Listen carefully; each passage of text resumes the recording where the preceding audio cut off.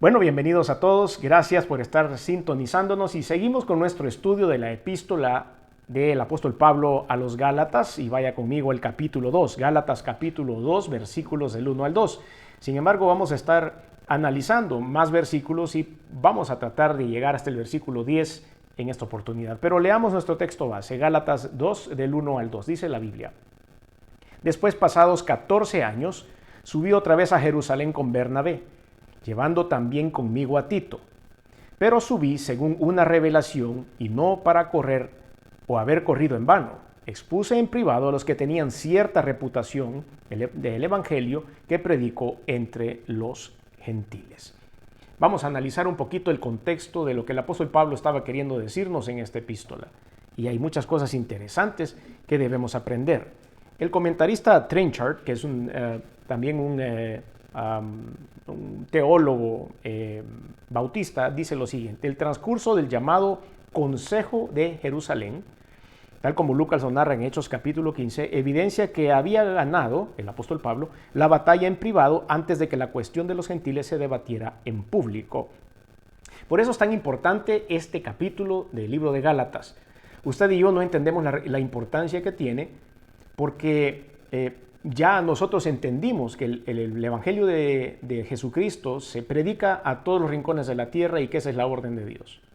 Pero en ese momento de la historia en el cual es escrita esta epístola, esa verdad no se conocía o se conocía a medias y era delegado el apóstol Pablo en llevar el Evangelio a todas las naciones de la tierra, incluyendo a los gentiles, es decir, todos aquellos que no eran judíos. Y esto que vamos a leer y que vamos a estudiar es importantísimo porque es la negociación que se da, inspirado por el Espíritu Santo, con los grandes hombres en ese momento, con los que estaban a cargo de la iglesia, para poder hacerles entender bajo la unción del Espíritu Santo que la iglesia debía ser abierta no solo para los judíos, sino para aquellos también que no lo eran. Por eso es tan importante cada detalle de lo que vamos a estudiar a continuación. Y esto es lo que nos comenta el pastor y teólogo Trenchard. Ahora, vamos a hacer un análisis del texto y vamos a leer toda esta porción que está en Gálatas capítulo 2, versículos del 1 al 10. Y voy a ir tratando de leerlo despacio, de manera que todos comprendamos y podamos ir descubriendo y extrayendo del texto todas sus verdades. Esa es parte, como dije hace 2 estudios atrás, del buen uso de la hermenéutica. ¿Recuerdan ese término? La hermenéutica es hacer una buena interpretación bíblica. Y cuando nosotros leemos despacio cada línea, cada palabra y lo que quiere decir el texto, es cuando en verdad estamos buscando la verdad bíblica. Entonces vemos y dice Gálatas 2, el 1 al 2, después pasados 14 años. Ahí está la primera pausa. Recuerdan ustedes que habíamos estado hablando acerca de la preparación que el apóstol Pablo había tenido después de haber sido confrontado por Jesucristo en aquel camino. Dijimos también que él había tratado de hacer la primera predicación y que se había ido a Jerusalén a querer convencer a todo el mundo de su cambio y que no había tenido mucho éxito. De hecho, dijimos, lo habían bajado en una canasta a través de un muro porque lo querían apedrear, querían matarlo y tuvo que huir de ese lugar. Y dijimos que había ido a pasar un tiempo a Arabia. Pues ahora vemos en el capítulo 2, cómo él empieza diciendo que pasados 14 años subí otra vez a Jerusalén con Bernabé. Quiere decir que el tiempo de Dios no es el tiempo suyo ni el tiempo mío. El tiempo de Dios no era ni siquiera el tiempo de Pablo. ¿Qué se iba a imaginar él que le iba a tomar 14 largos años el poderse dedicar a llevar el mensaje de la palabra de Dios a los gentiles? Pero ese es el tiempo que había tomado. Después se encontró con este hombre Bernabé, que había sido su gran compañero en las misiones, su gran compañero en la predicación, en la conquista de muchas tierras para la gloria de Dios. Después de la coma dice, llevando también conmigo a Tito. Aquí vamos a tener una característica importante de Tito, que lo vamos a ver más adelante. Pero subí según una revelación. Aquí es importante también saber que en este momento de la historia, cuando el apóstol Pablo está escribiendo esta epístola, estaba dándose la revelación bíblica, la revelación divina.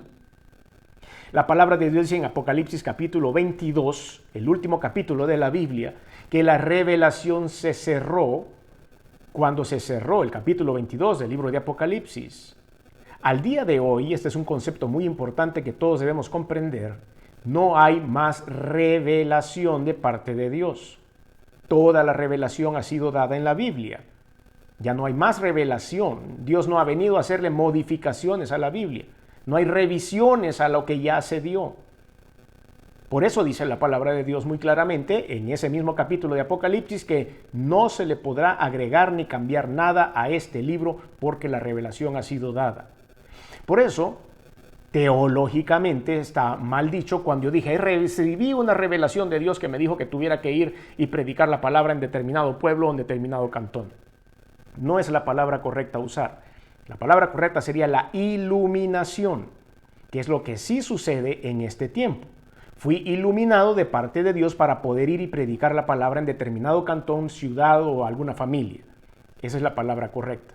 Pero en el momento que estamos analizando en la epístola a los Gálatas, la revelación estaba llevándose a cabo. Dios estaba revelándose en ese momento y se estaba escribiendo lo que para ustedes y para mí ahora es nuestra Biblia. Es por eso que el apóstol Pablo sí usa con muy buen tino esta palabra. Pero subí según una revelación y para no correr o haber corrido en vano, expuse en privado a los que tenían cierta reputación el evangelio que predico entre los gentiles. Correr o no correr. Y es por eso que hemos titulado este mensaje, Cuidado con correr en vano, en base a este versículo. No vayamos a correr en vano. No estemos gastando, como dicen por ahí un dicho muy popular, no gastemos pólvora en sopes. No estemos desperdiciando nuestro tiempo. Tenemos que correr y saber que corremos y cuando corremos debemos hacerlo bajo la unción del Espíritu de Dios. Y esto es lo que Pablo quería estar seguro que estaba haciendo. Versículo 3. Mas ni aun Tito, que estaba conmigo, con todo y ser griego, y esa ha sido una de las características importantes que quería que se fijaran de Tito, Tito no era judío. Sí, el Tito, ese Tito que usted lee en el Nuevo Testamento, esa epístola a Tito, Tito no era judío, era griego. Era extranjero. Y es por eso que él sirve más adelante como símbolo de cómo el evangelio del Señor Jesucristo estaba abierto para muchas otras personas. Y aquí dice, Tito, que estaba conmigo, con todo y ser griego, fue obligado a circuncidarse. Y esto a pesar de los falsos hermanos introducidos a escondidas que entraban para espiar nuestra libertad que tenemos en Cristo Jesús, para reducirnos a esclavitud, a los cuales ni por un momento accedimos a someternos, porque la verdad del evangelio permaneciese con vosotros. Dice que él había estado sometido a mucha presión. El apóstol Pablo estaba llevando una noticia que era revolucionaria. Probablemente para muchos de nosotros, el amor de Cristo, el mensaje del perdón de pecados y de la vida eterna fue una noticia revolucionaria. Creo que muchos no habíamos recibido tan claro el mensaje de Dios a lo largo de nuestra vida previa a ese gran encuentro maravilloso en el cual abrimos nuestro corazón a Jesús. Pero cuando vino esa revelación para nosotros del perdón de pecados y vida eterna, hubo una transformación. Por eso dice la palabra de Dios aquí que no podemos reducirnos una vez más a esclavitud después de haber conocido a Cristo. Versículo 5, repito, a los cuales ni por un momento accedimos a someternos para que la verdad del evangelio permaneciese con vosotros. Pero de los que tenían reputación de ser algo, y dice entre paréntesis, lo que hayan sido en otro tiempo, nada importa, Dios no hace acepción de personas. A mí pues, los de reputación, nada nuevo me comunicaron. Antes, por el contrario, como vieron que me había sido encomendado el evangelio de la incircuncisión, como a Pedro el de la circuncisión, entre comillas dice el versículo 8, pues el que actuó en Pedro para el apostolado de la circuncisión, actuó también para mí con los gentiles. Creo que amerita que hagamos una pequeña explicación acerca de esto que el apóstol está mencionando. Pedro, recuerdan ustedes, y leemos detalladamente los primeros capítulos del libro de los Hechos, él le predicaba únicamente a los judíos y no entendía ese concepto de que había también que predicar y llevar el evangelio, abrirlo a todas las naciones de la tierra, hasta que Dios se presentó en una visión en donde habían diferentes animales y el Señor le dijo, Pedro, mata y come. Y él le dijo que no podía comer de esos animales porque eran inmundos. Y el Señor le dijo que él tenía que comer y que no llamara inmundo a su creación. Después tuvo que ir Pedro también a la casa de habitación de una persona a la que Dios ya le había hablado, que no era judío. Y cuando él llegó, Pedro se dio cuenta que la unción del Espíritu de Dios, el derramamiento del Espíritu había caído también sobre esa casa en donde estaba esa familia no judía. En ese momento dijo, ¿cómo puedo yo entonces resistirme a lo que Dios quiere hacer? Y me he dado cuenta que Dios es Dios tanto de judíos como de gentiles. El apóstol Pedro estuvo expuesto a eso. Sin embargo, él siempre siguió predicando la palabra de Dios a los judíos, porque para eso había sido escogido. Después, más adelante, vemos cómo el apóstol Pablo y el apóstol Pedro finalmente se ponen de acuerdo. Y dijeron, bueno, ese es tu ministerio y el mío es este. Y se respetaron el uno al otro. Y vamos a ver un detalle muy hermoso que está en la palabra de Dios con respecto a esto. Versículo número 9 dice, y reconociendo la gracia que me había sido dada, Jacobo, Cefas, que es Pedro, y Juan, que eran considerados como columnas, y cuando dice esto era el soporte principal de la iglesia, naciente en ese momento, nos dieron a mí, escuche bien esto, ¿quiénes se lo dieron? Pedro, Jacobo, Juan. Dice ellos que eran los fuertes, eran las personas de peso dentro de la iglesia. Dice, nos dieron a mí y a Bernabé la diestra en señal de compañerismo. ¿Cómo podemos traducir esto en el tiempo moderno? Dame 5.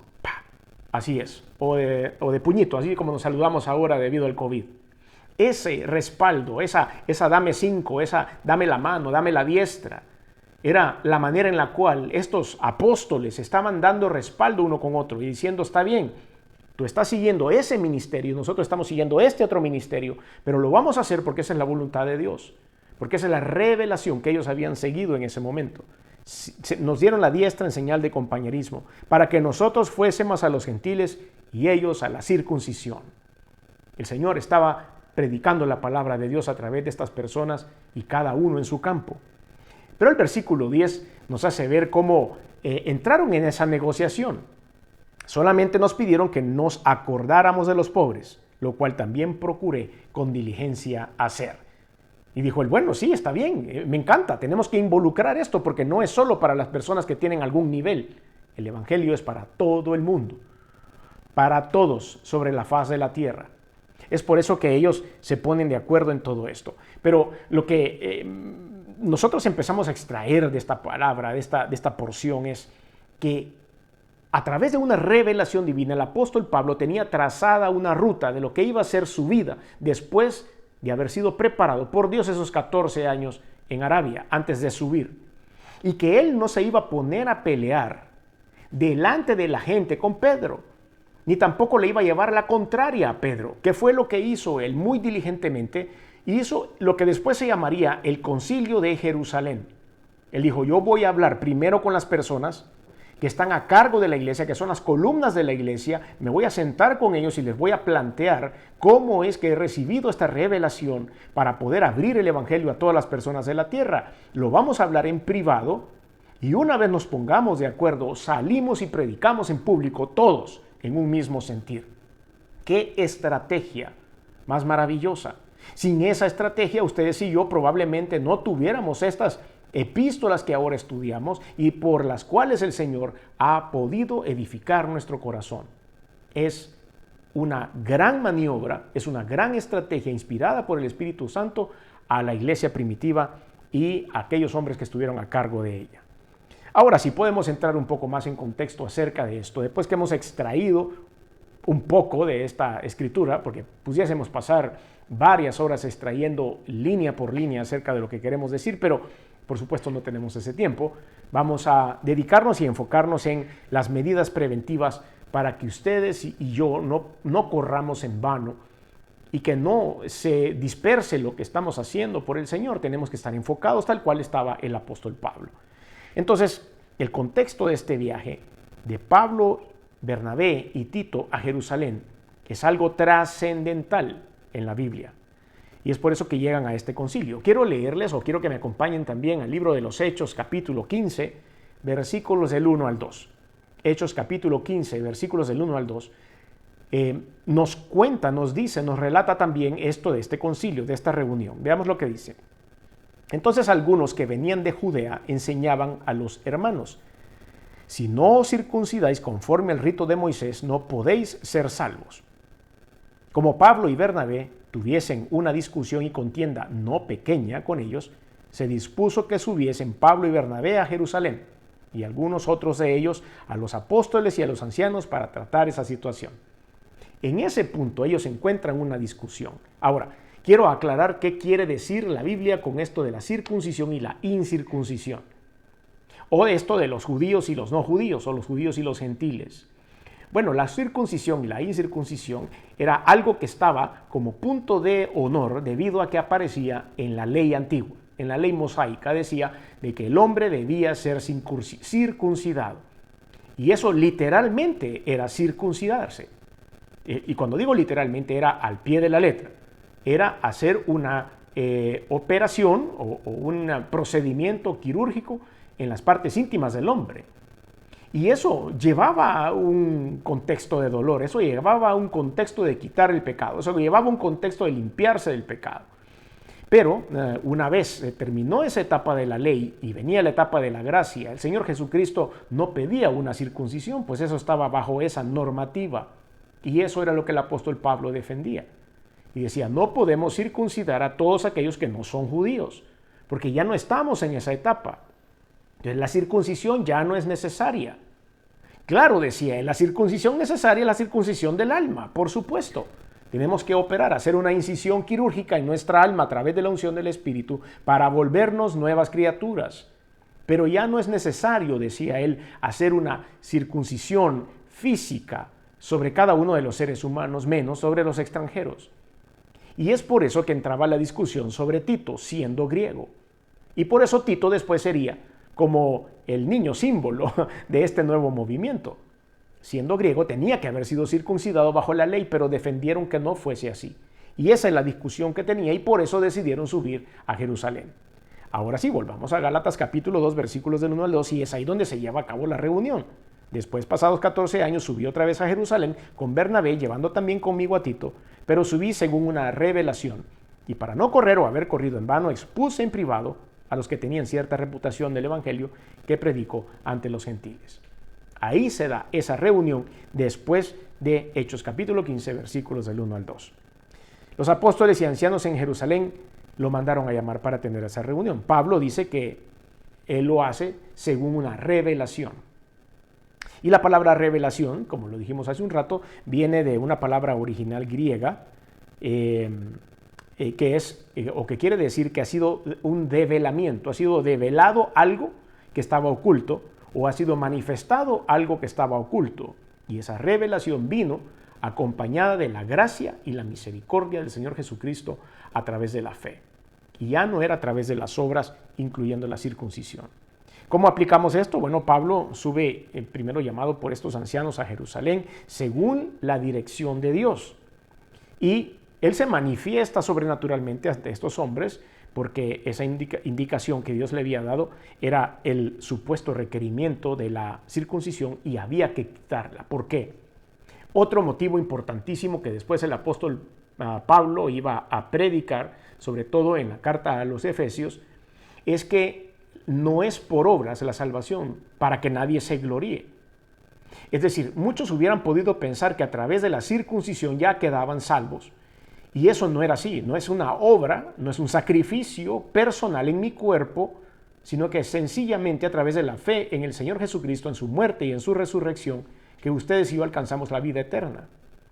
Y eso tiene alguna referencia al día de hoy, sobre todo en esta Semana Santa que hemos podido vivir y hemos podido disfrutar un par de días de vacación.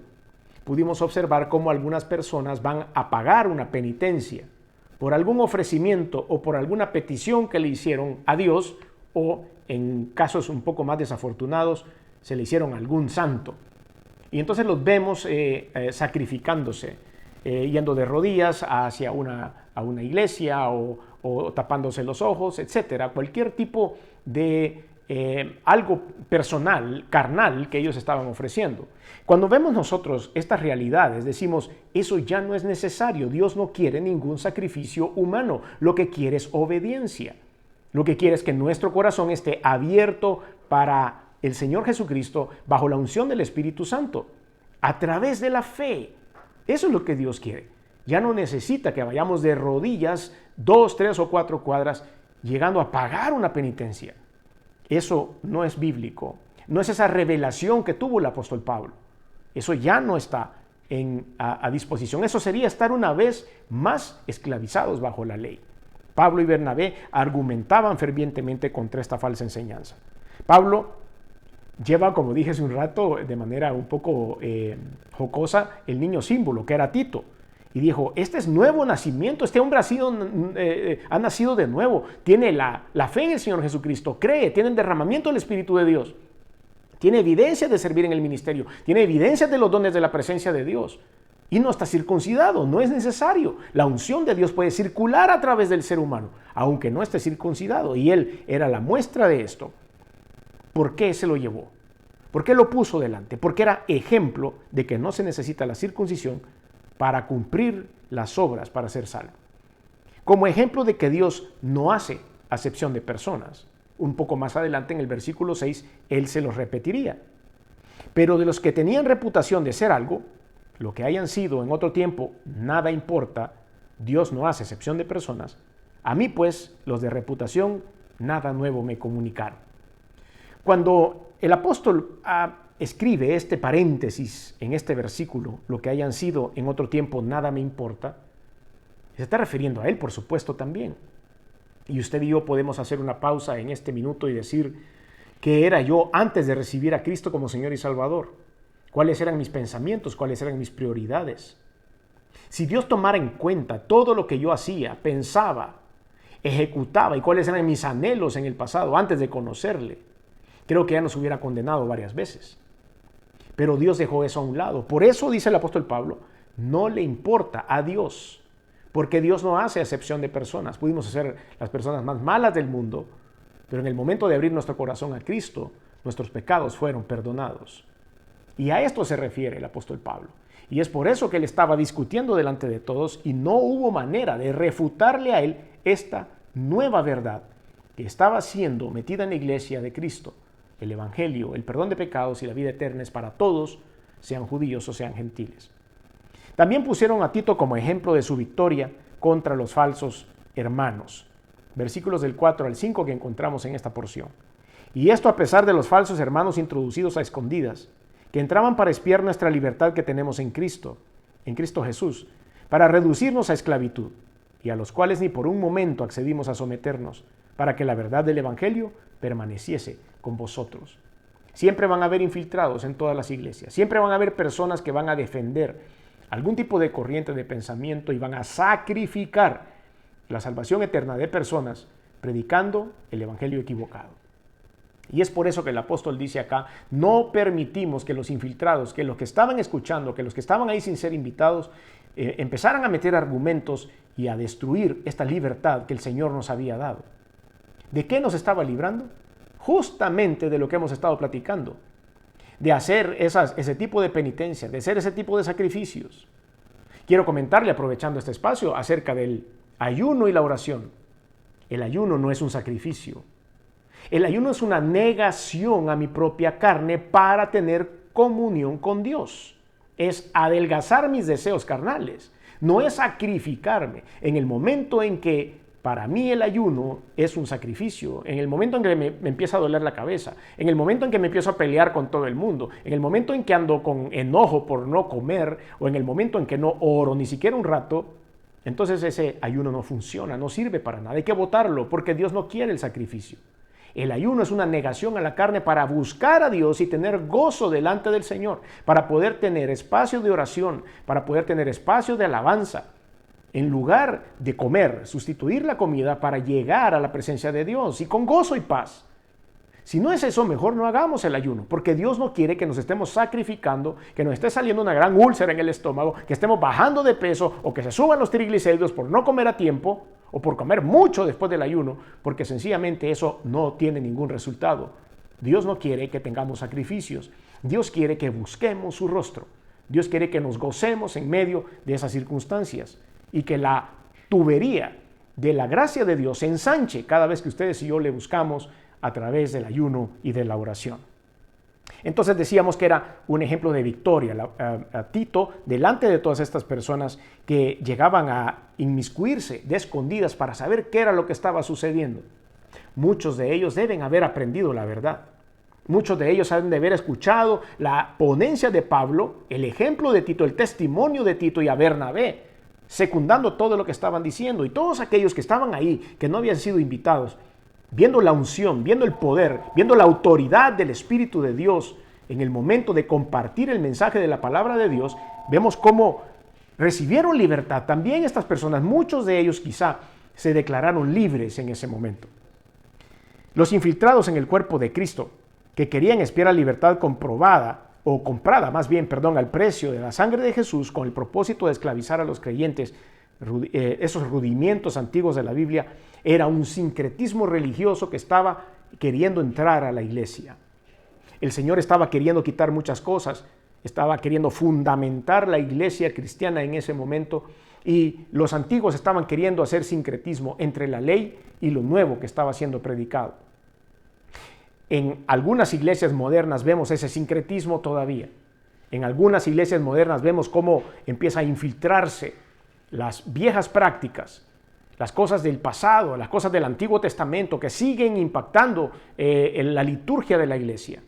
Pero eso no debería ser así. No podemos hacer sincretismo. Muchas iglesias están armando sus protocolos debido a algo que le funcionó al judaísmo, debido a algo que le funcionó al hinduismo, debido a algo que funcionó en algunas corrientes de pensamiento oriental. Y todo eso lo empiezan a hacer y dicen, no, porque esto es bien bonito, no, porque esta práctica es bonita. Y empiezan a hacer un sincretismo religioso que lo que hace es alejarnos de Dios y esclavizarnos más y más en un protocolo no revelado por la palabra. Es por eso importantísimo que nosotros estudiemos bien lo que la Biblia espera de nosotros. Llegamos a nuestro primer tiempo de participación y tengo dos interrogantes para ustedes. La primera, ¿qué opina acerca de la situación que estaba ocurriendo en la iglesia primitiva y que Pablo y Bernabé tuvieron que enfrentar? ¿Qué opina usted sobre eso? ¿Cree que sucede también en este tiempo? ¿Qué podemos hacer nosotros como iglesia para evitar esto? Y la segunda interrogante, ¿qué hubiera hecho usted o qué hubiera hecho yo en el lugar de Pablo y Bernabé? ¿Hubiéramos podido tener el valor de ir donde estaban los importantes de la iglesia en aquel momento y plantear esto que Dios había revelado? Pues ahora ya no hay revelación, pero sí tenemos la iluminación del Espíritu de Dios. Y a veces podemos llegar y sentarnos con personas importantes, entre comillas, y poder hablar el Evangelio de la gracia de Dios con autoridad y poder. El propósito del viaje de Pablo es el punto número 2 que quiero tocar rápidamente. El viaje de Pablo a Jerusalén tenía un propósito específico, como ya lo hemos visto.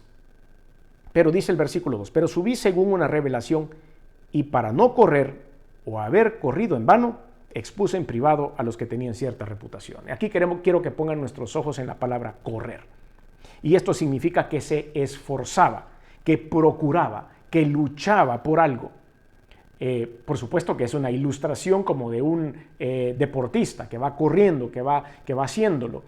Entonces él decía, yo no quiero correr en vano, yo no me quiero apresurar, no quiero ir a pelear si esta gente me va a hacer la guerra, no quiero ir a predicarle a todas las ciudades donde tengo que ir a predicar y a todas las naciones donde voy a ir a predicar si la misma iglesia me va a estar disparando, me va a estar juzgando, me va a estar criticando. Necesito que nos reunamos ya para no correr en vano, ni ustedes ni yo. Ese fue el contexto, el propósito del viaje de Pablo. Y en ese momento se pone de acuerdo la iglesia. Es por eso que debemos ser precavidos como iglesia. No estoy hablando de las personas que de afuera vienen a criticar o vienen a señalar, sino la misma iglesia. Nos tenemos que poner de acuerdo en lo que es verdaderamente trascendental en el Evangelio. Hay cosas que no son trascendentales en el Evangelio. Hay cosas doctrinas bíblicas que son inamovibles, que son, como dicen, pétreas, es decir, están escritas en piedra y no se pueden cambiar. Hay otros tipos de cosas en los cuales permanecemos peleando y discutiendo entre una denominación y otra que no nos van a llevar a nada porque sencillamente no cambian la esencia de la doctrina bíblica. Es por eso que el apóstol Pablo nos enseña una vez más, dejen de pelear por tonterías, enfóquense en la verdad bíblica, en la doctrina bíblica inamovible y prediquen la palabra de Dios. Que la iglesia guardara la pureza del Evangelio era uno de los ejes de este esfuerzo o de esta carrera que el apóstol Pablo estaba viviendo. La pureza del Evangelio. la pureza de lo que dice la Biblia, sin contaminación, tal cual la reveló el Señor. Para eso peleaba él. Por eso corría y se esforzaba, porque amaba a Jesucristo, a su Salvador, a su Señor, aquel que se le había presentado personalmente y lo había tocado, lo había dejado ciego por un tiempo. Valoraba el Evangelio de Jesús. Decía, esto es importantísimo que el mundo lo conozca. Pablo era un hombre preparado, muy inteligente, previo a su encuentro con Cristo. Y posterior a su encuentro con Cristo, estudió mucho más y se preparó mucho más. Y ya no solo en la lectura, sino también en la presencia de Dios en oración. Esos 14 años preparando no fueron en vano, por supuesto que no. Valoraba el Evangelio de Jesús. Comprendía el Evangelio y lo defendía con celo y verdad. Si en otro tiempo había mandado a matar a los cristianos, ¿cómo no iba a defender con celo y verdad una vez encontrado este Evangelio tan maravilloso del amor de Dios? Comprendía el peligro que hay en una falsa enseñanza, en un sincretismo religioso, en una unión de muchas corrientes de pensamiento. Dijo, ahí hay peligro. No tenemos que ir por diferentes corrientes, hay que pasar por el centro de la Biblia, que es la que nos va a decir cuál es la verdad.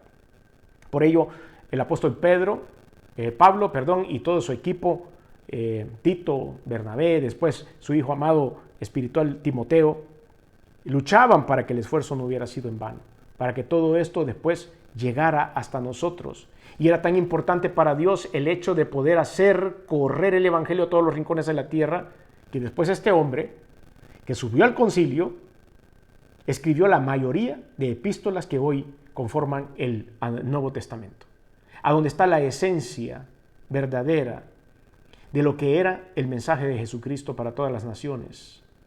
¿Cómo es que Dios lo manda a discutir con los principales de la iglesia?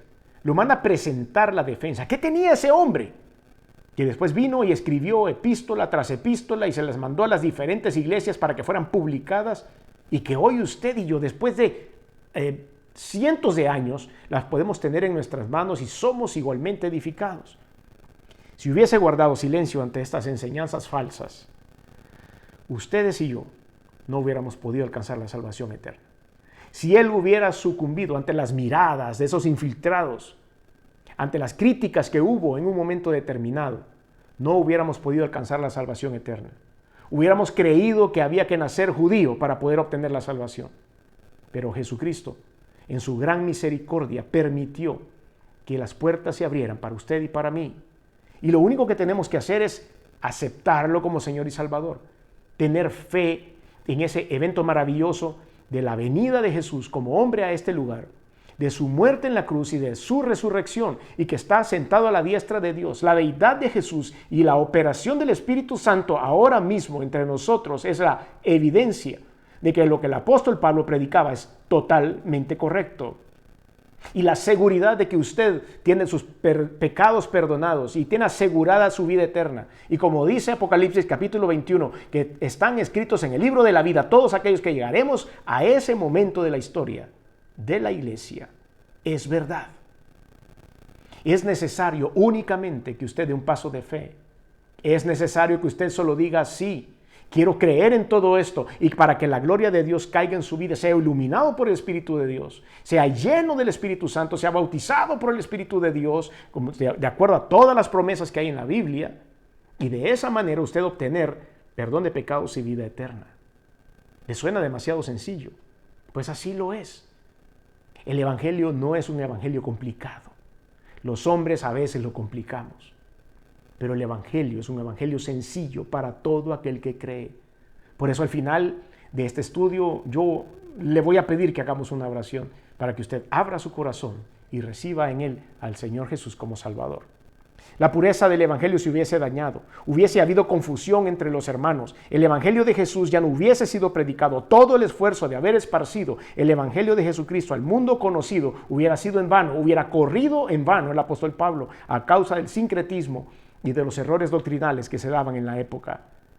He ahí el propósito de presentar defensa de este Evangelio, de la fe y de la verdad bíblica que nos presenta el Señor a través de la Escritura.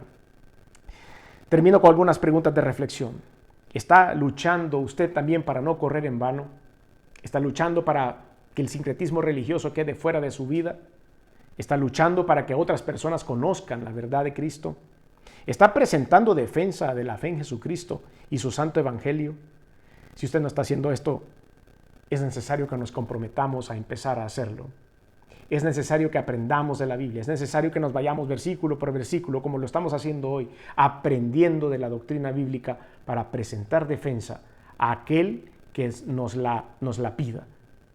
Para presentar defensa cuando aquellos que han llegado encubiertos quieran minar la fe de otras personas y que nosotros tengamos las herramientas para poder cambiar esa doctrina que ellos están metiendo. Iglesia de Cristo, el llamado para cada uno de nosotros es: presentemos defensa de la fe en Jesucristo. No nos avergoncemos del Evangelio de Dios. Vale la pena esa sangre preciosa derramada en la cruz para que muchos la conozcan. Hoy es tiempo de que nosotros le prediquemos a todos aquellos que están a nuestro alrededor. Cristo ya viene, Cristo está a las puertas. Quien se avergüence del Señor ante los hombres quedará fuera, así como aquellas mujeres que no tenían aceite en sus lámparas. Por eso le invito a que usted y yo podamos presentar defensa del Evangelio como lo hizo el apóstol Pablo. Si usted quiere hacer esta oración de la cual hablé hace unos 2 minutos, le voy a pedir que ahí donde está cierre sus ojos y haga esta oración conmigo. Señor Jesús, reconozco que he hecho algunas cosas que no han sido de tu agrado. Perdóname, me arrepiento. Reconozco que veniste al mundo hecho hombre, que te colgaron en una cruz y que la sangre que derramaste ha servido para limpiar mis pecados. Reconozco que resucitaste al tercer día. Y a través de la fe, puedo ver que estás gobernando en los cielos a la diestra de Dios. Por lo tanto, hoy abro mi corazón y te recibo en él como mi único y suficiente Señor y Salvador. Gracias por el perdón de pecados, gracias por la vida eterna y gracias por la simpleza del Evangelio. En el nombre de Jesús, amén y amén.